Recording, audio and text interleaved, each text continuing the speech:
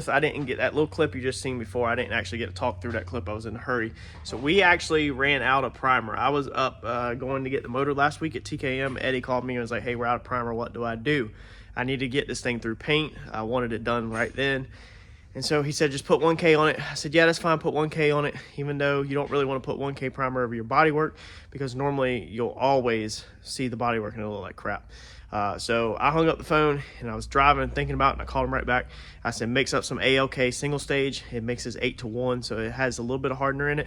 And I was like, throw some single stage over it. That way we have a, do the 1K primer, just because he was already spraying it. I was like, but that way we flow over top of that with a 2K product, which is hard. So the whole trick here was to just get something that was hard. So even though it was paint, it still hardens up. It's not gonna block out and dust like a primer will, but it will still hopefully harden. And the reason why you want something hard is so that when you put your next coat of actual paint over it, your 2K, your base coat or clear coat, it doesn't wrinkle it. So normally if you do like a 1K product, sometimes they'll lift it and wrinkle it. Probably not if you do 1K primer over bodywork. You normally don't have the issues. Normally the issue with that is it doesn't harden up enough to fill in that surface, and you'll see the outline of the bodywork. So he mixed ALK up, went over the fender pieces just like you just seen that clip a couple seconds ago, and I'm gonna flip the camera around real fast and show you what it actually turned out like after paint. All right, so it turned out pretty good. You can see right here, which you can see this reflection right here. This is actually where Eddie had ran it, so you actually feel it, but you will see it in the camera.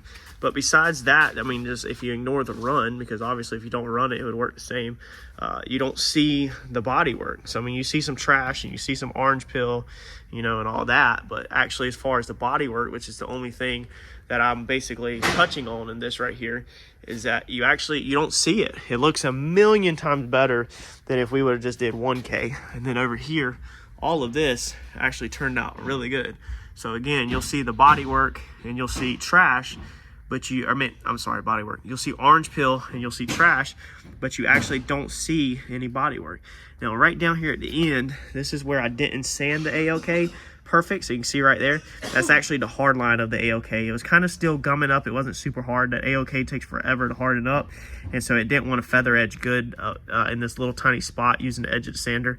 So you can still slightly see that, but it's so small that, you know, I mean, this, you're not going to see it, but you don't see where that bodywork stops. So all of this was bodyworked, and then across this fender, you actually don't see it. So that ALK sanded right out the edge, you know, extremely good by putting a single stage down. So sometimes you have to be creative, even if you run out of primer or something and you're in a rush. Often for me, I'm in a rush. Customer car, never do this. Flip cars, we do all kinds of crazy stuff.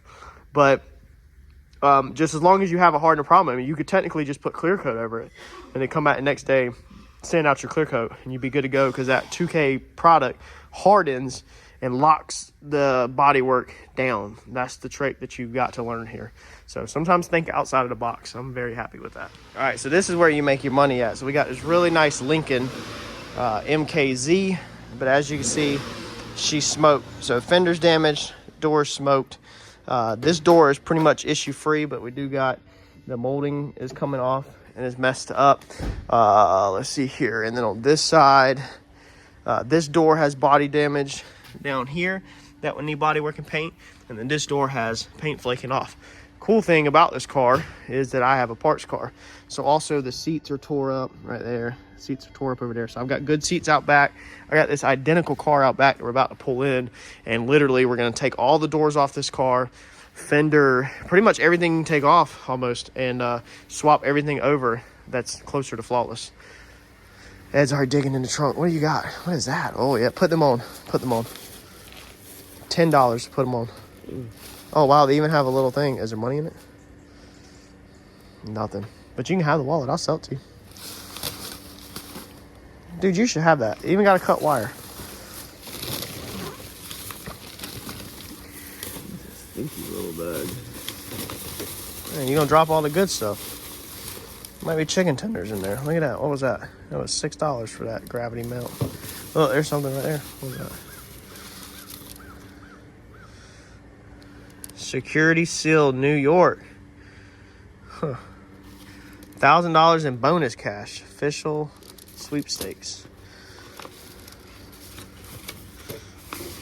Anyway. Wow. That's lovely. There's the windshield wiper they didn't get to put on yet.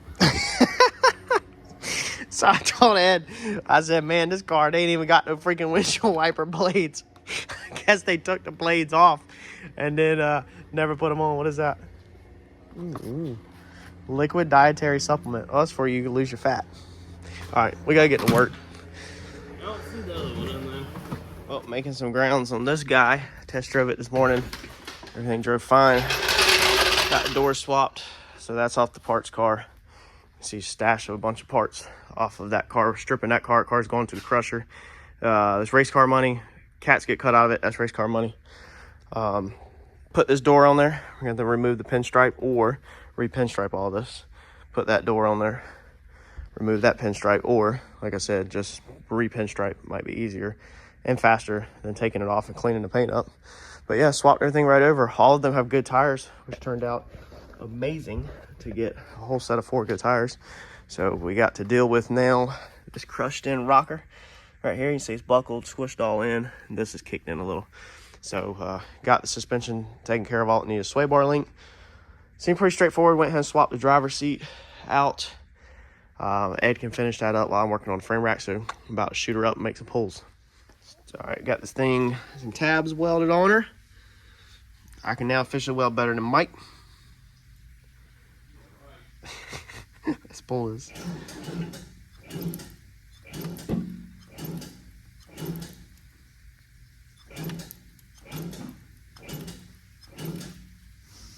All right, I need my other hands because I need to hit this right here.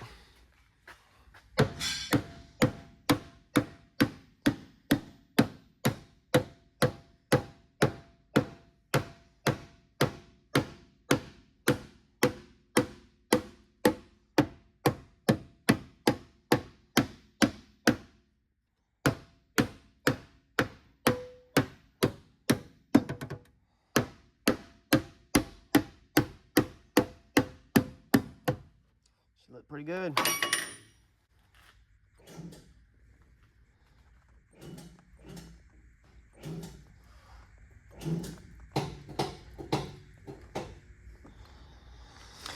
Now we'll have to pull this hinge because it is like rolled in, pull this out, and then fit our door and see how much more the rocker needs to come out before we get carried away. Look at that. We got that out pretty good.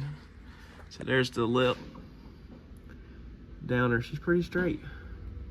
Not bad, boys and girls, not bad. Hey, what are you doing, bud? I'm trying to staple this, he scared me. Are you doing upholstery? Mm-hmm. Tactile in this. I'm gonna vote that this is the fastest, crappiest repair that you will see all year. Look at this crap, man. Oh my God. It is dripping. Let's see if I can catch a drip. Slowly just dripping off of clear coat. So terrible. But I just turned this one around same day. So I put a ton of accelerator in that. It's just a rocker. Man, when it's down on the ground, you don't pay it no attention. There's a piece that snaps back in over all this.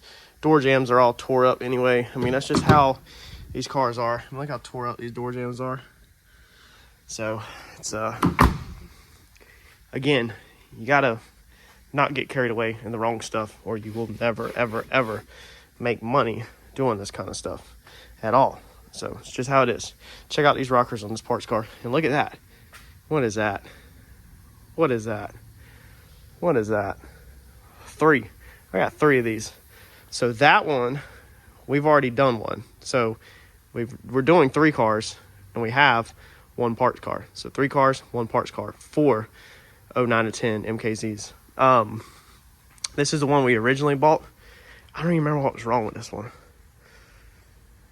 No, this was our parts car. This is a flood car. So we originally bought one that's hit in front.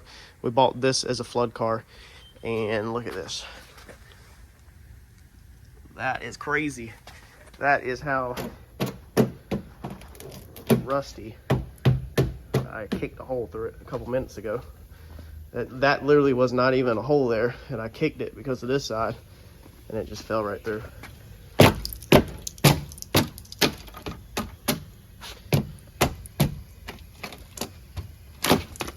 Yeah. A little rusty. So this is our parts car. But this is race car money.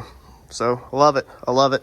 And this is a V6. There's 3 Cadillac converters on this one. So this is going to be pretty good for the race car to pay on that motor. So that one should be pretty good profit because we literally swapped everything. So the only body filler that's on that car is that little tiny rocker down there. So it's excellent for a buyer because everything is factory paint. So all the doors, all the bumpers, everything except for that rocker that's down really low, which your rockers are tore up anyway. So I love when I could do something like that cheap and not have to like have body filler all over the car, and just, you know, the rocker, it is what it is. It's down low. Normally they're tore up anyway. But then we picked this car up. This car is actually a clean title. Normally don't buy clean titles, but being I had a parts car, I gambled on it. It's from one of the worst sellers that you could possibly buy from in Wilmington, North Carolina, at the IAA Wilmington. So I was very leery about it, but it actually ran and drove fine. So it shifted everything through it. Clean title, but she's freaking demolished, hit extremely hard. So, or pretty hard. So this definitely should have totaled. But somehow somebody obviously probably did not have full coverage, and you know, somehow it wound up in these other people's hands.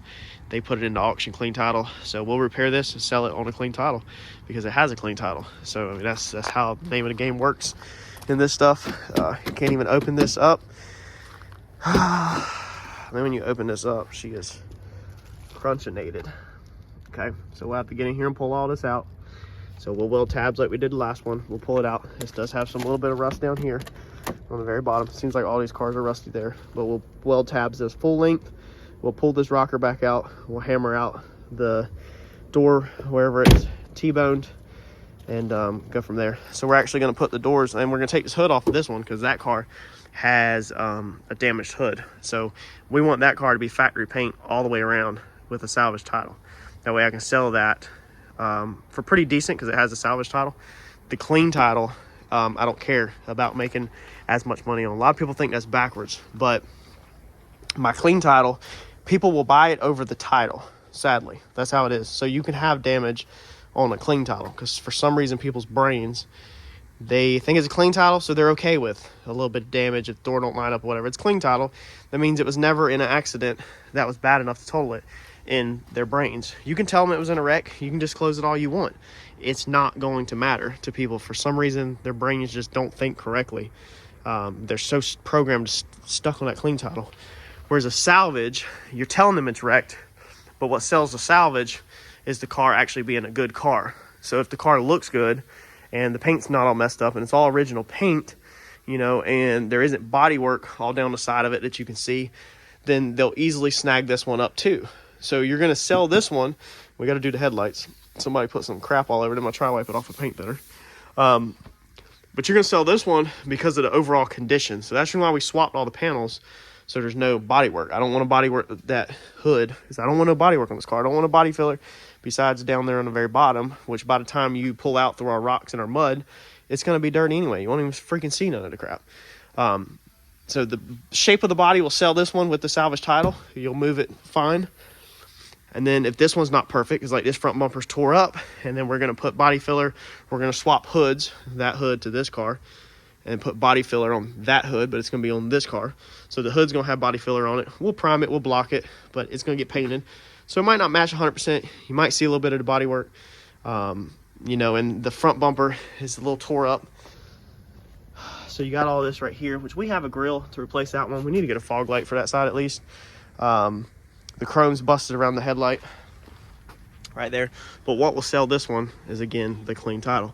So you just got to learn how to work, you know, and what to do and how the buyer is thinking, you know, because you can do the clean and the salvage.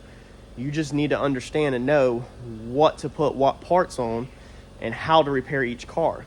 That car I showed you had the 2 doors that had the damage on them, okay? And then were passenger doors.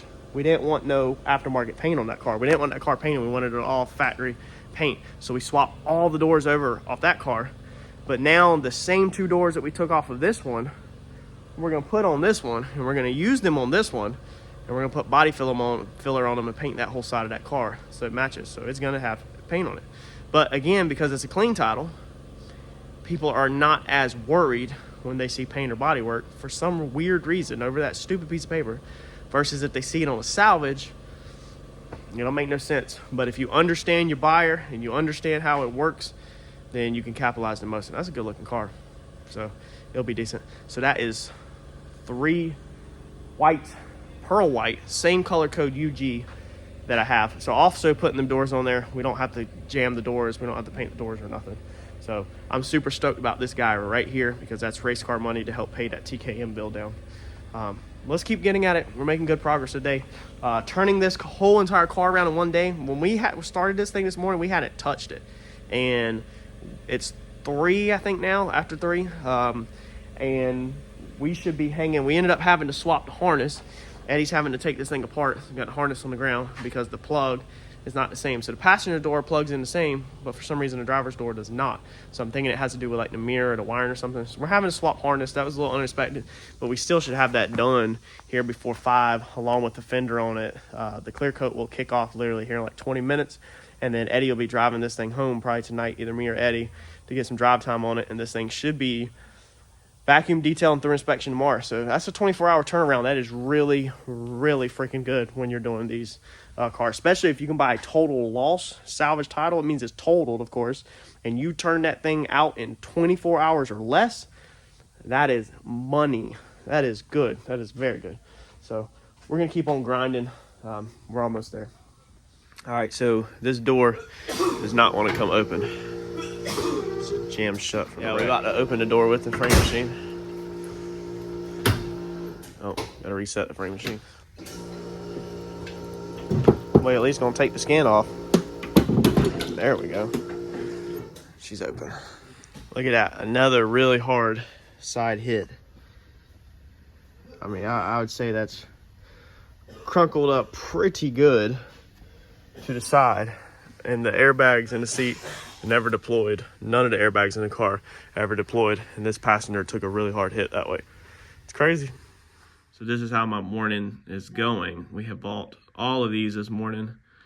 It's been extremely stressful. We've been everywhere from Florida, North Carolina. We have more pending, but this is what we owe right now to be paid. $17,428 I've spent this morning, with more pending. So all of these cars are also pending that we may possibly buy. It's been one heck of a morning. Let's see if we can get this kink out of here.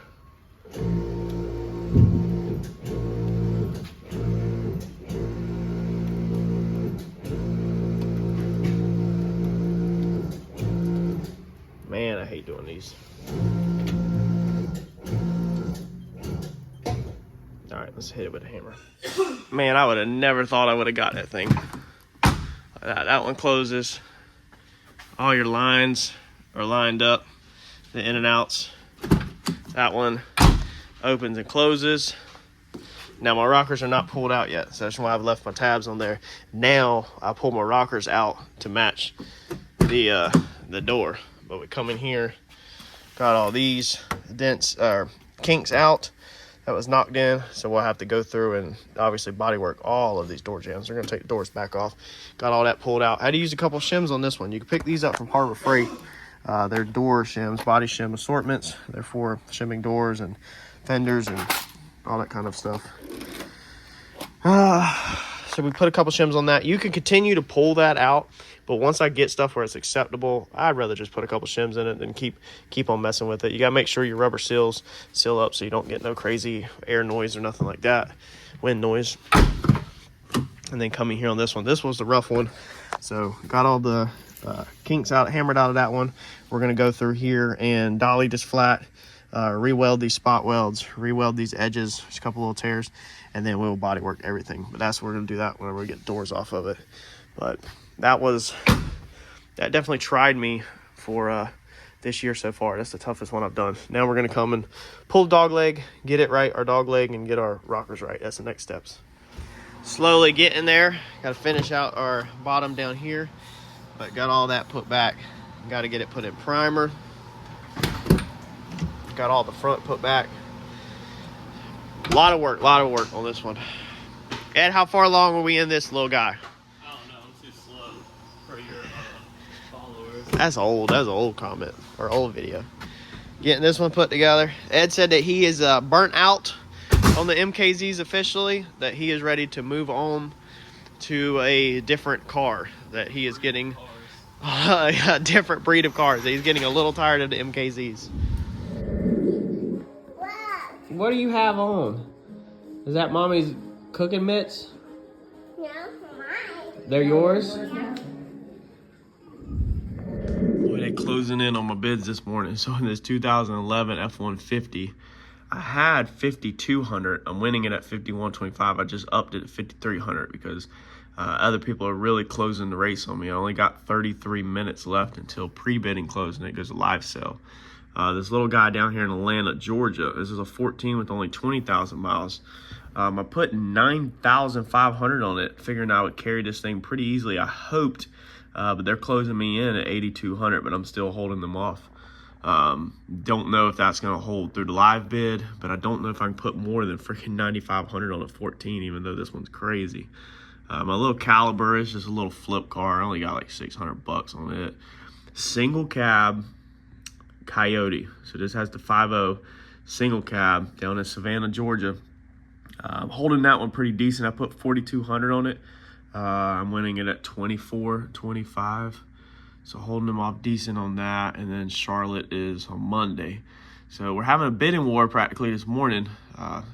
I'm praying that these two guys right here, this one only has 106, this one only has 20,000, that my bids are enough to hold them off, because I really don't want to go higher than that. But yeah, especially on this one, man. I mean, this is over $10,000 to my door, wrecked with a salvage title, but it only has 20,000 miles. It's absolutely crazy.